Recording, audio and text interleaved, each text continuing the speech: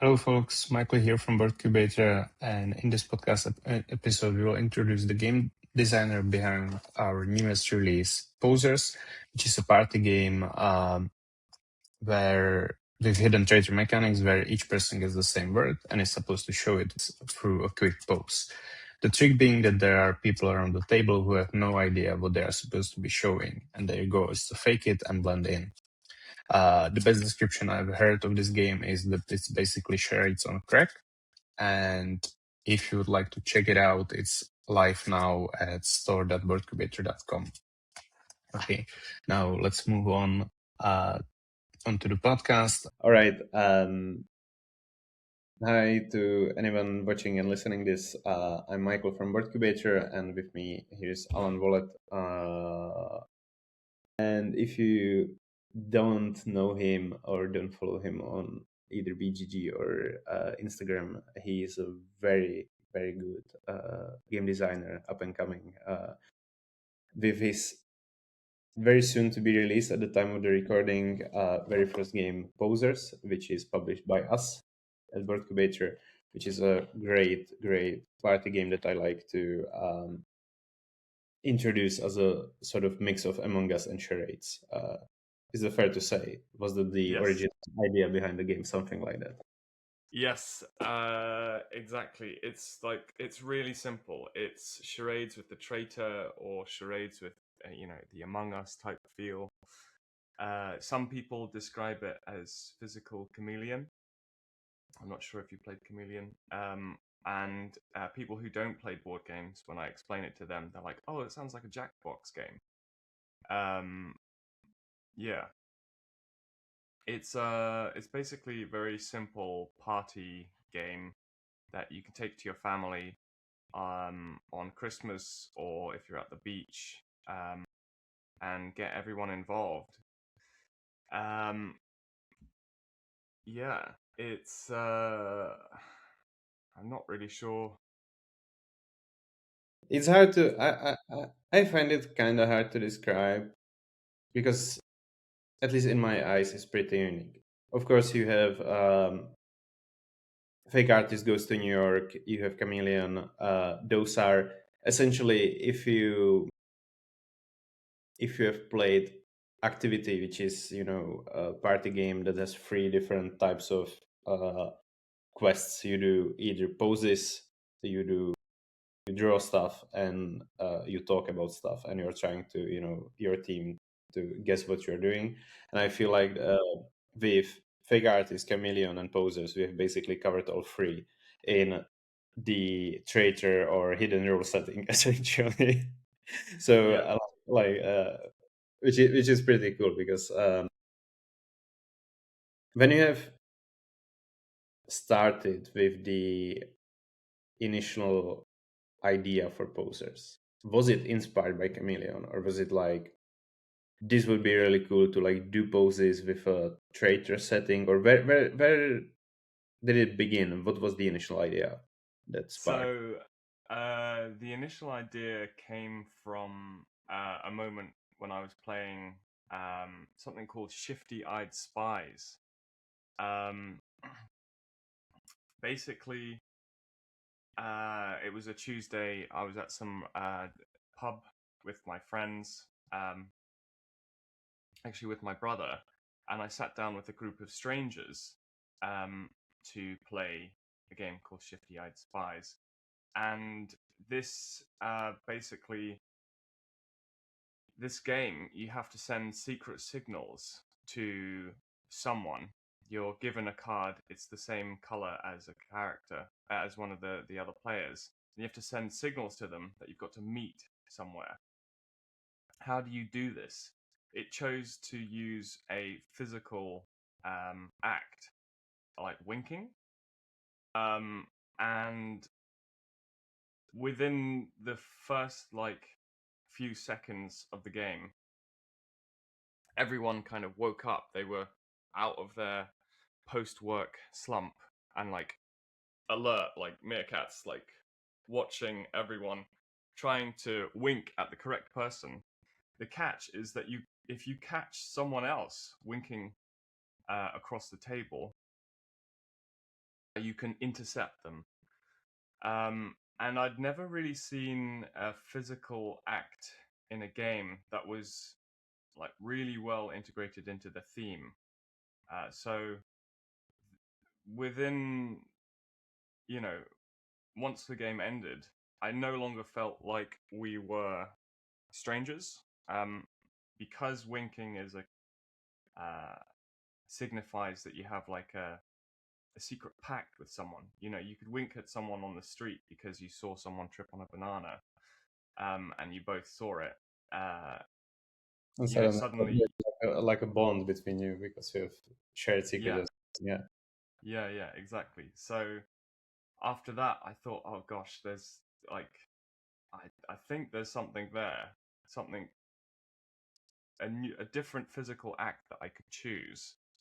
Obviously, charades exists, so I kind of glanced over that idea and wasn't sure if there was a very specific, different physical act I could choose. And then around the same time, I was playing. Sorry, I was hearing about Fake Artist Goes to New York, and I've never played it. I still haven't played it to this day, but it Yeah. sounds really funny. And when I was looking up the rules, I noticed that someone has to sit out during the game, which struck me as odd. I'm sure it's a fantastic game, but to have someone sit out and not play the game is kind of unfortunate for any game. Yeah, So especially a party game when you are trying to, have fun together. Yeah. yeah, exactly. I mean, sometimes there's a curator in various different types of charades, but having a dungeon master or someone similar sit out is a tad of a shame. Yeah. So I kind of pieced these things together. The traitor element from a fake artist that goes to New York, someone sitting out of the game, and a physical, um, some type of physical act. Uh, all of those ideas sat in my subconscious probably for a long time. And one day, when I was struggling to solve a different problem in a different game, um, this came up. Yeah. You've mentioned the part where someone is sitting out of a game, which is always a bit of shame. It just kind of, if it's on you, sometimes you get to be the puppet master and you get to look at the people and watch them do stuff Mm-hmm. based on your actions, and that's kind of fun. But then a lot of times it just, okay, so I'll just be out for like 10 minutes before I get to play again, right? And it's one of the things that I've always felt posers do really great. I because when you tell someone that they are supposed to do a pose or do like pantomime or something like that, a lot of people are like, no, not gonna do that. I just I'm not that extroverted person who would just pose and act. But posers are unique and magical in the fact that you all play almost at once, and there is Mm-hmm. no like blazing spotlight on anyone. You are not the center of the table at any times, and also you are never left out. You are always Mm-hmm. all playing together, which I feel like it's super unique in the fact that no one is left out, and also no one is like in the embarrassing part of pretending something and showing something that nobody can get, which I personally don't like about a lot of posing games. You essentially get stuck in a loop after a while, and you are just an idiot throwing hands, Um, and so I feel about posers that this is super cool, and I like to say that this is a posing game that even introverts can play. And was that part of the thought process behind it. Like you are trying to include everyone and get the mechanic going that just, makes sure that everyone is on the same playing field. I actually never considered that. So I think because I based the experience of posers on how I felt when playing shifty-eyed spies. I think what you've done is just described something quite unique to shifty-eyed spies as well, and it forms the basis of the game, which is really cool. I never thought about it like that. In shifty-eyed spies, everyone is also playing simultaneously um, at the table, winking at each other. So posers feels quite similar. Um, that way, not a single person has the spotlight on them, but you also have to stay. It works because you're trying to do something, but you have to pay attention to other people as well at the same time. So you've got this internal push-pull between am I doing the right thing? Am I watching other people? So you have this little space where you can rest mentally from am I posing well to well how badly is everyone else posing? If they're posing terribly, then it's okay for me to pose terribly. Like it feels freeing. Yeah, sort of. It kind of does that. Yeah. Um, it's a very small game. It's just a pack of cards and a die right now. But there were stages to get it like into this little box where you just Yeah, get. There are 2 decks of cards. There's slightly under 100 cards, right? It's 96, I believe. 96. Yeah, Yeah. And a dice, just over here. yeah. And what were the prototypes? Because fun thing about posers is that you can essentially just take scraps of papers and you can give out the roles. Mhm.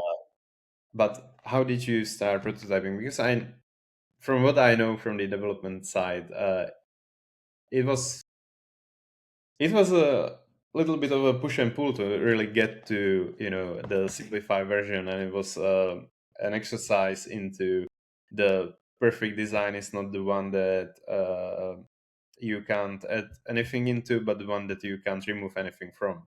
It's kind of Mm. like was really what we went through on the studio side. But how were the first prototypes? Yeah, I mean, I would also really like to get your input on what it was like in the studio playing from my concepts and what various things that you tried that I probably didn't try. But to start off with, you mentioned you can play this with scraps of paper. Um, technically, the issue with that is one person knows all the poses, so uh, you are Basically, back to square one. uh, Yeah, with Fake Artist Goes to New York. And that was literally the first prototype. I came up with the idea. I thought maybe people screaming and shouting at each other, pointing and doing silly poses, and one of them has a blank, trying to fit in with the rest of the group. It could be done with paper.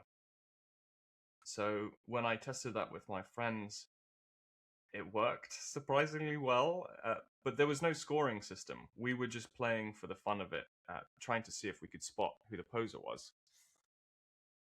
After that, after a weekend with some friends, I took it to my local playtesting group, and that's where all the other designers got their heads together and said, "Hey, this is pretty good, but there's no scoring mechanism, and you need to design a scoring mechanism that incentivizes the right play, but also doesn't get in the way of the game, the fun of the game." That was really challenging.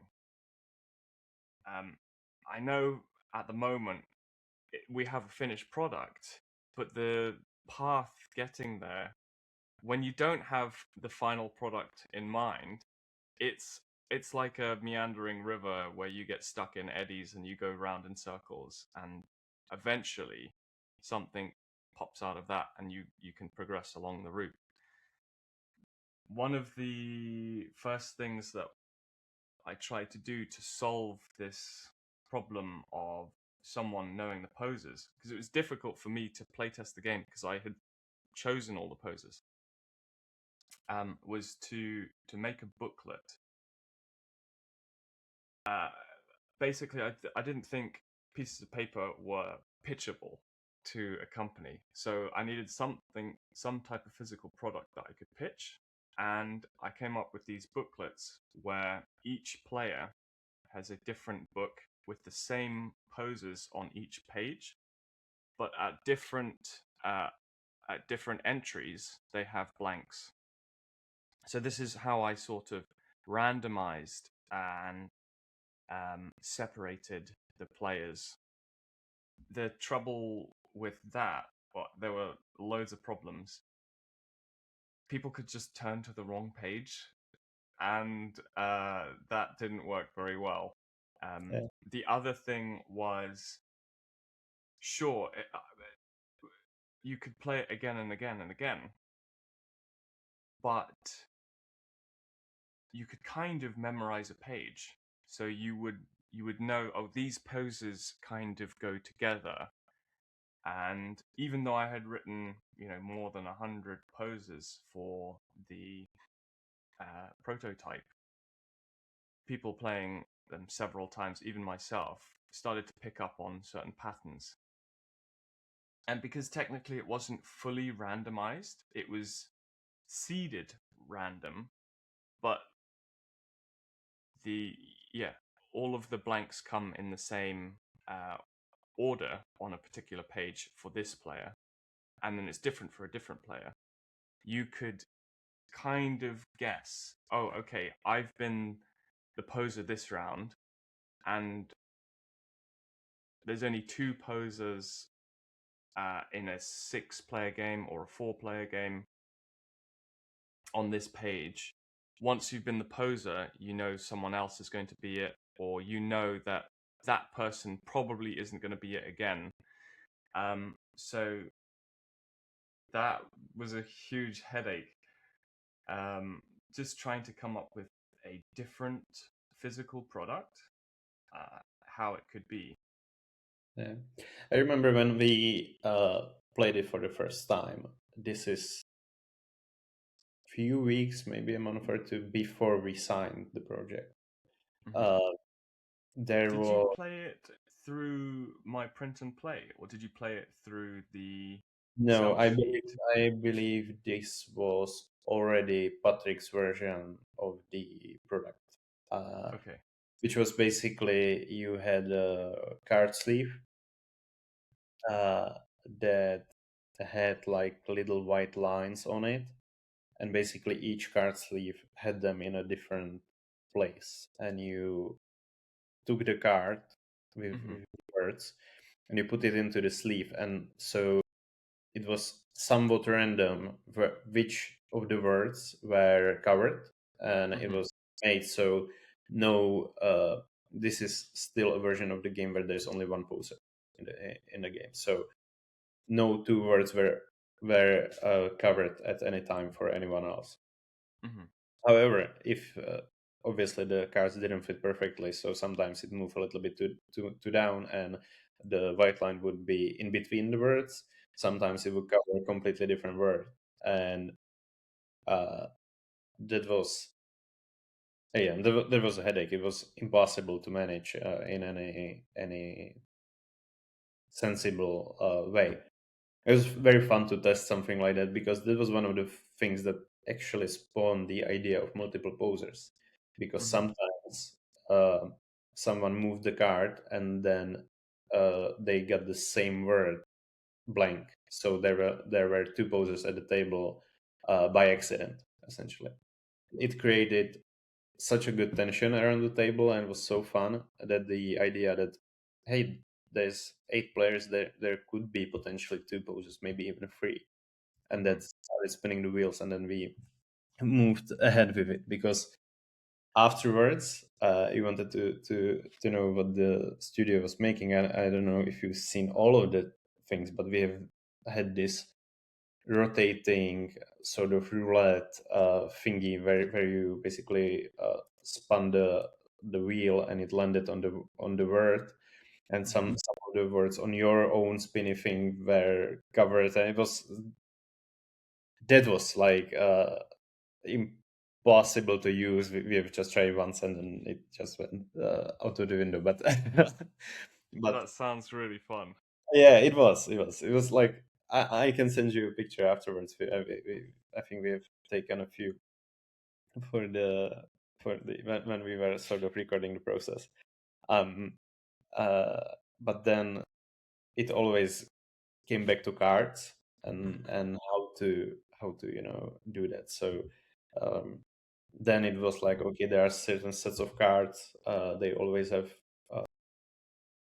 3 posers. They have 5 normies with 5 cards that are filled with the words that you can pose to, and then the scoring system kicked in, because it was another thing that was supposed to be, you needed to figure out how to score such a game, because your initial version was basically negative and positive points, right? It was like Yes, yeah.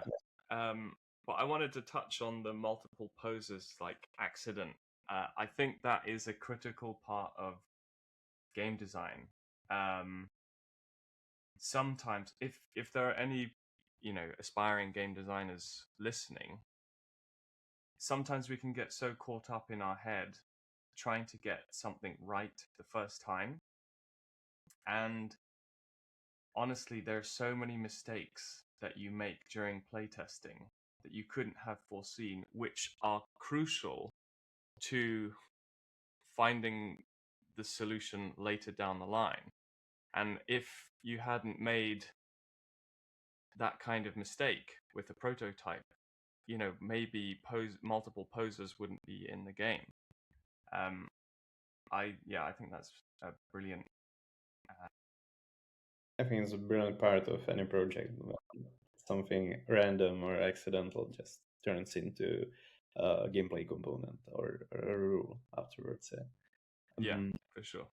Yeah, but I wanted to, in the game,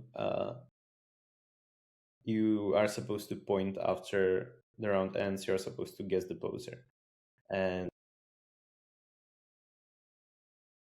obviously with one poser that had its, there was just one, so you just try to, if you all pointed towards one, you were almost you secured a win, and the original rules on that were you were getting like Positive negative and negative points. points. Yeah. Yeah. Which So, then, yeah, go ahead. so there was also a third scoring mechanism as well, like in the very early days. After the pointing, so everyone does their pose. They try to do something unique, and one person has a blank that's trying to fit in with the rest of the group. If you, as a normie, i.e., you don't have the blank, point correctly at the person who has the blank, you get a point, positive point. But the negative point came from other people pointing at you. This was like a penalty. So if you were a normie and someone mistook you for the poser, you would get like a penalty. And then the third scoring mechanism was it. Every single time you played the game, it led to a really fun discussion of what were you even doing? What was that pose? There's no way that that pose was that thing.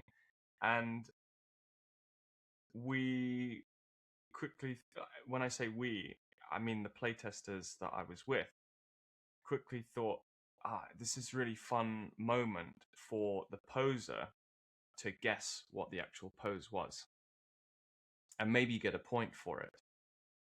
the idea with that was to try and incentivize the behavior to be a little bit ambiguous. When you're striking a pose and it's a bird, if you do, obviously you can't do any sound effects, Yeah, but but you want it to be slightly ambiguous so that the poser can't guess it, so that they don't get extra points. Um, there yeah, were several issues with that as well. It was really fun discussion, but even if you didn't have it, people would talk about it anyway, and they would solve it quite quickly. Either they would guess correctly at the end, now I see it, or someone might accidentally let it slip, and if a scoring mechanism relied on people not letting it slip, then every single round something was broken, you know. So eventually, I think you guys just scrapped that, which makes a lot of sense because the discussion and trying to figure out what it was slowed down the rounds between the game.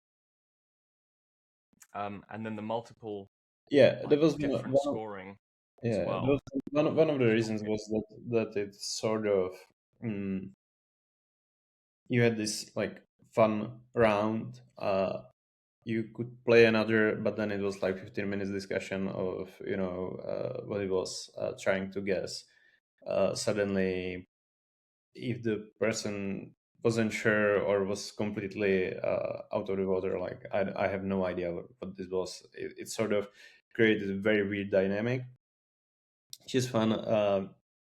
Sometimes seeing how even such little things are incorporated in the board game design, that you're trying to really close the gaps between rounds. You're trying to keep the dynamic of the whole table flowing very smoothly, and this was one of the things that made so much sense on paper, but in reality and in testing, that there was no way that would work in real life, because as you are saying, um, again, people are what I've told you this before, but I've tested the game with nearly 50 people, and all of them are very. There's certain rush around the game. People are laughing. They want to scream out the poses right after they finish the round. They want to, just laugh at that and explain what they were doing, trying, because you've touched upon the ambiguity of the poses, which is one of the key parts of the game, that you are Hmm. essentially trying to show something before showing it, which Hmm. is like very very cool aspect of the thing, and that makes the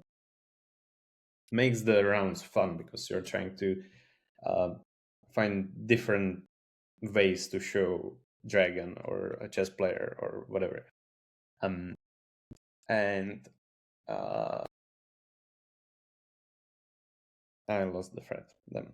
Uh, uh, yeah, but whatever you did, you want to explain why you did that after the round immediately. You don't want to wait for someone to try it and take a guess. You want to explain the thing and just move on and play another round and have fun. So that had to go. Also, the other issue was obviously, if you this is a very light game, and you would have more rules on scoring than on the actual playthrough, essentially. So we thought that overcomplicate what is supposed to be quick, fun, and easy, like from box to play in like a minute. Yeah, yeah, makes Um, sense.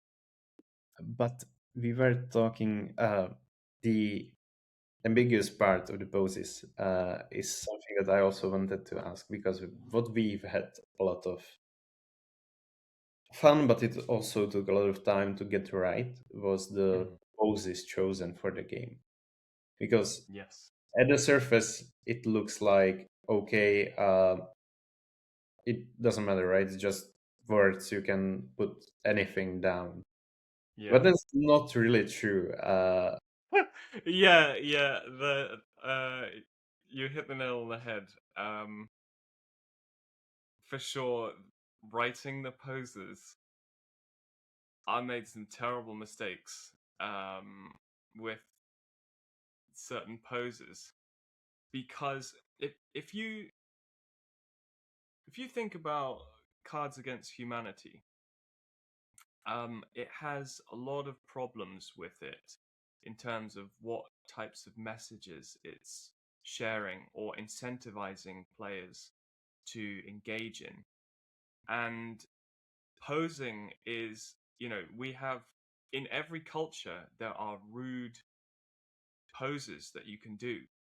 And you have to be really careful when you write poses to not be horrendously insensitive.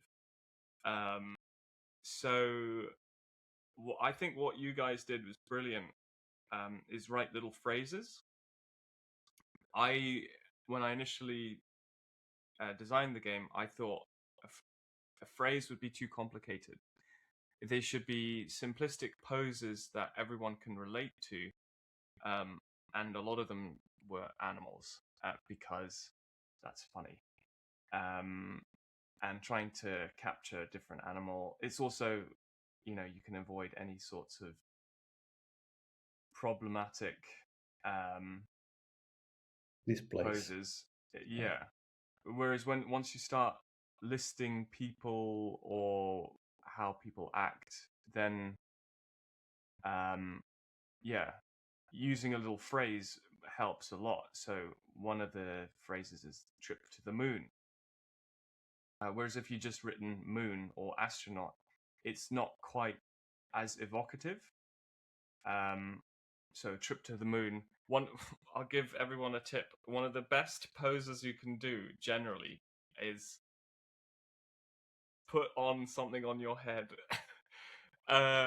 It could fit in if no one else has done it. It could fit in quite well.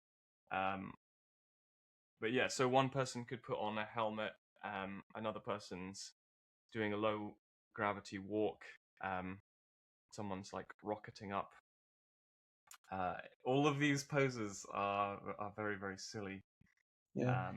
But how did you get to phrases? We have actually found during the playtesting and trying different words and poses that it kind of goes the exact opposite direction that most party games go, because most of the time you are trying to nail something super specific so you can lead your team to guess the super specific thing, because most of the party games are just explain and guess essentially. Posers are the exact opposite, because you are trying to, there is up to 5 people doing the same thing, and you need it to be broad enough to allow for 5 different poses essentially, so you can spot the posers, so you can, and also to have the option of the ambiguity to do something that's related to the thing that only the person who knows the word can understand. It's sort of the secret messaging of you need the option to just do something related. For example, if you and this is my favorite example of poses, if there is I believe there's chessboard or chess player, or maybe just chess in the game, and you could obviously show that you are playing chess. You could pose the board, but also you can do that. You are a knight. You can do on a, or you can be a queen, a king. You can be. There you go. It comes up again.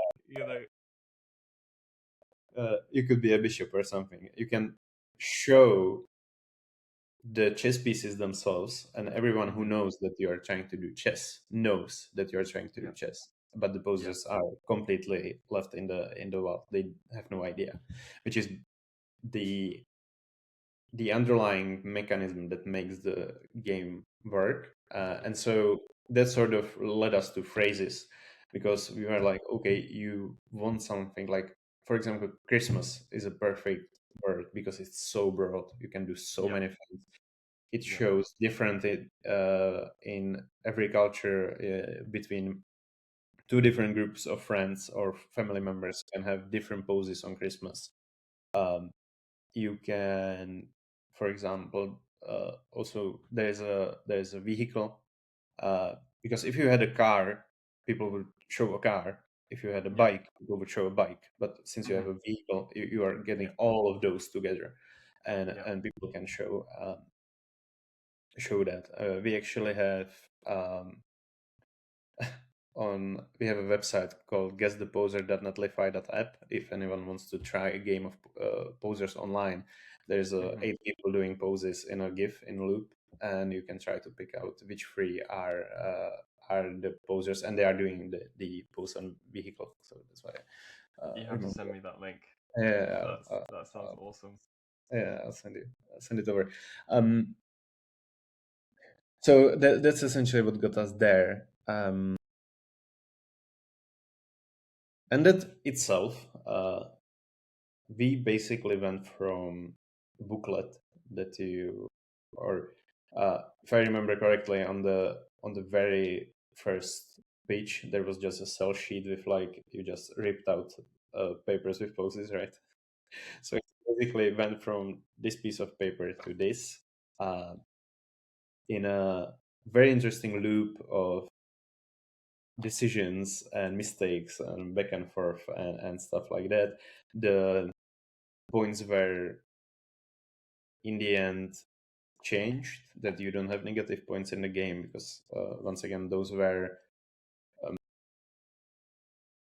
It was n- complicated because you had to record it somehow. yeah. Record both a positive and a negative point.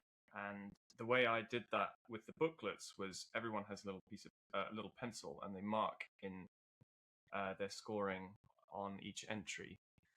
I I did think it at some point we were thinking of cups and coins as well. I tested that with friends just to try and simplify it. yeah. But again, we have ran into the issue that you want to just throw posers into your bag, Hmm. take them with you on the beach, into the pub, and you don't want to be carrying around 4D chips that you can play with, and cups and such. So you don't want to do that. Now with negative points, you also can essentially doom someone. You can just, always point them, and whether they are poser or not. So we sort of try to balance these things out to make the rounds as fun as possible. And it turned into that each card is worth certain amounts of points. Posers are worth 2 points, and the normies are worth 1 point. And if you guess correctly, or if you are not guessed, you just keep your card, and that's it. So that's very it's funny. It was someone was on a friend's weekend somewhere, and a completely random person who is outside of board gaming just thought of that, and we were like, "Yep, that's it." So it was a lot of fun. Nice. Um, but then obviously that's the what drives this box. But what do you think about the box as the whole? Because we have then put on this beautiful package. We've gone full Illustrator mode. Hmm. Cards. Each card has a different back, so how do you feel about the decision behind it? Did you? Um, I will maybe reframe the question at the beginning. Would you ever imagine it's going to be look like this? um, I had no idea what it was going to be like because for a long time I thought it was going to be cups and coins, and then we were going through the card sliders. Maybe it was going to be like a plastic mechanism where you slide a card in and it blocks a certain word. So I had no idea um, what it was going to look like. And yeah, when I saw full Illustrator mode, I was like, yes, like this. Yeah, I really like the quirky artwork. I think I can't remember the name of the artist, but definitely Yeah, but share he's share shout out Philip. Yeah. Philippe Tatierek is, I love how quirky is the right word, but also sort of whimsical and unserious the art is, and it takes the game into the realm where it's supposed to be, into the um, fun times and unserious plays. For sure. One thing I think is quite interesting is we have a 10-sided dice inside the box, and that each card has 10 poses.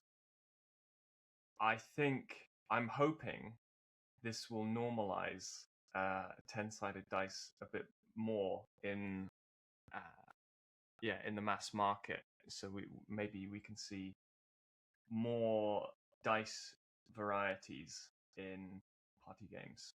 Yeah. Although the 10-sided dice was also, it just, there's no better randomizer than a die in the end of the day. Yeah. So, yeah, it's all fun. I'm super looking forward to getting this to people. Is there anything else you would like to add about posers? How do you? Is there?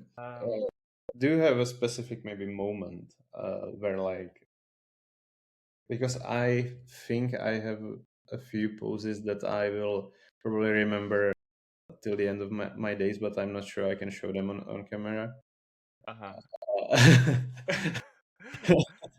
Um, yeah, I actually do. It does create those moments that you will remember for a long time. The game works surprisingly well with, well, maybe not even surprisingly well. It works extremely well with actors. I work as an extra on film and TV sometimes, and I tested it with my playtesting group. One of my friends, Ian, is an actor, and the pose that came up was a knight, as in knight in shining armor type pose. I watched everyone. I had written the poses, so I couldn't play, and I was just watching the playtesting. But holy moly, actors who know their stuff can really shine. And he did a brilliant pose. The issue, I guess, because it wasn't particularly ambiguous, it's very easy to catch on to what it is. Maybe, but he did this brilliant move that everyone knows, where a knight gets down on one knee and like puts their sword down into the ground, to maybe get like a blessing or something like that. And I was like, whoa, like that's a pose. I loved So I it. really like that. I so love the moment when someone does something super unique, or like they really think out of the box, and you're like, yes, I so get it. And it's so, you are just hoping for you want to see the other poses, and then just for the round to end, so you can be like, yes, dude, that was great, it was awesome. Yeah, for sure. Yeah, I love that. Shining, knight in shining armor. That's great. I'm gonna do that next time. I'm definitely gonna need. That's great. That's great. Nice. Is Yeah. there anything you wanted to add, as well, from any aspects of the design, or when you first received I'm really curious as a designer, when you first receive a pitch from your internal inventor relations person, in this case I think it was Patrick, what were you thinking?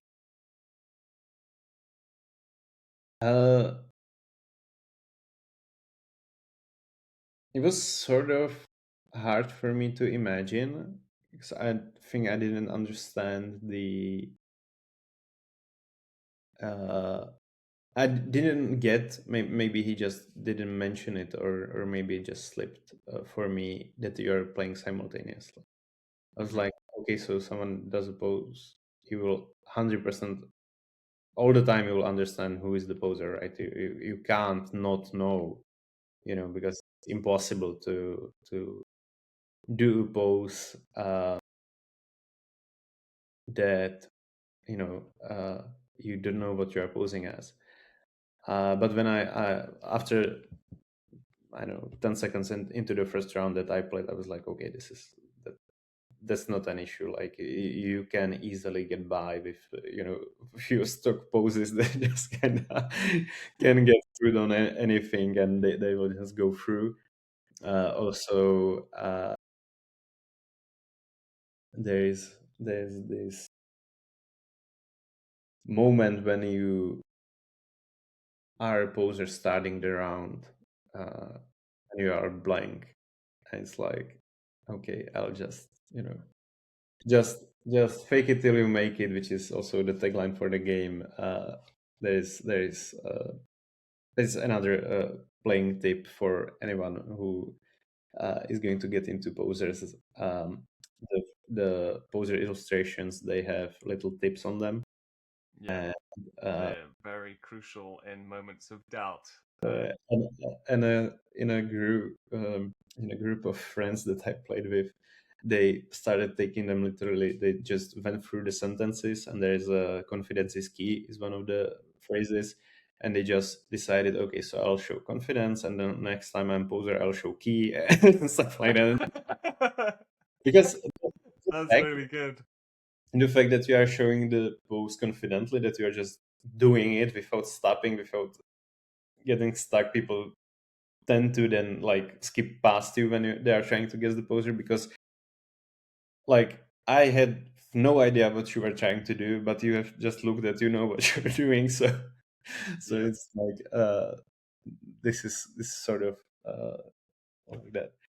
It's Yeah, also some pretty cool that we have done like, or essentially you came up with the almost like, they are not, you are really like, it's like a gif that you would send to someone. It's not a you're not acting, you're not trying to get into a pose, and that's your basically whole performance is like 1 to 3 seconds. Just also pretty unique to any sort of posing game. yeah. uh, and I played the game with my family, and my mother-in-law tended to do, had played charades quite a lot, so tended to continue the motions.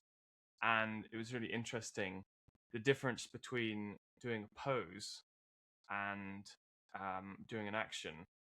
People would ask, well, how much am I allowed to do? How much am I allowed to move to signify the pose?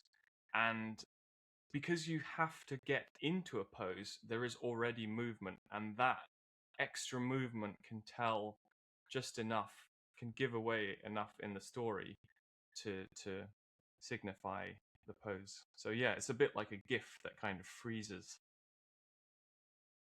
yeah, exactly. It's awesome. We've been playing around with I don't know if you have heard about it, but the idea that you will just continue doing the pose over and over, and you would basically be a gif. You would just be doing it throughout the round, which was fun. It was like we were crying of laughter during the testing, but it has again, there's a downside. You just don't see the other poses then you are trying to do. And it's hard to guess if you haven't seen like half of the table. Yeah, yeah, exactly. Okay, I think I'll check if I have any more questions for you, but I think that we have probably went through uh, everything. Yeah. Yeah, I think so. We've gone through everything. Sure. Thank you Do so you, much. Yeah. I've got one quick question. Oh, sure. Maybe there's an answer. Maybe it came from a mistake. In a 4 or 5 player game, so we have 8 cards per round. 3 of them are posers. In a 4 or 5 player game, no one could be the poser. How did you come up with if that's the case, and you think there is no poser amongst the group, you point at the box. Yeah. The concept itself that you pointed the box, that was just, hey, that seems like the easiest solution. Either like, because if you are putting, I don't know, for example, at the ceiling, which was it could almost look like you are you are trying to say you are the poser, which you are not at that point. So pointing at the box was just like sort of logical like conclusion.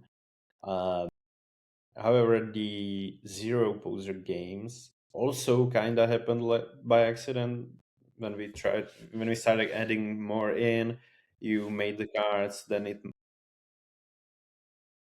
because there was a variant that you have to always pick out the amount of posers for the exact amount of cards. So you would have one poser in 4-player games, two posers in 5 to 6, and then three from 7 to 8. Mm-hmm. But again, it seemed like it would just overcomplicate a very simple game. So we have put it together like this, and then you have rounds when there is no poser, and if you guess it correctly, you are the only one or basically who guesses correctly that there were no posers, they are keeping the point. It's also maybe good to mention for some people who are listening that posers don't have any talking stage. You are playing basically for yourself. You are trying to just when the round ends, you vote, you play the next round. Just moves incredibly quickly. There are no long arguments around the table. Which Except for when that was not that oh pose. yeah, That like yeah. except for the like conversation afterwards, but Yeah. there are no in rule arguments around the table. Mm-hmm. Yeah. Which is also what I kind of enjoy. I really love secret role games, all of them, and but sometimes the arguments tire me out. It's just okay, just skip the arguing part. You're arguing for the sake of arguing. Just vote and move on. We have more rounds to play. So yeah. So that's it. I don't think so. I think that we have pretty much gone through everything. Thank you so much for your time. If anybody has made it over here, please go follow Alan on socials. I'll try to. I'm not sure where I'm sharing this, but there will definitely be links to his socials, so you can follow him. He's got another game coming, which is completely and 100% made by him, from illustrations to design to everything. So be there for him, because that's gonna be one hell of an awesome dueling game. Looking for that. Thank you. Yeah, that's And called War of the Toads. yeah, and if you get posers, don't forget to tag us everywhere. This game is awesome, which sounds like a bias because we made it, but Highly biased, but we're but authentic. I honestly can say that after playtesting with 50 different people, I have not met a person who wasn't like, I want to play another game. So take it for Cool. what it is. Well, thank you for all of the work that you put into it as well. It really shows. Awesome. Okay. Um, okay.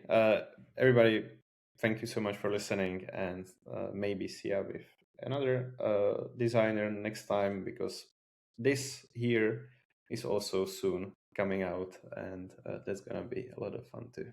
So The artwork for that is also incredible. amazing.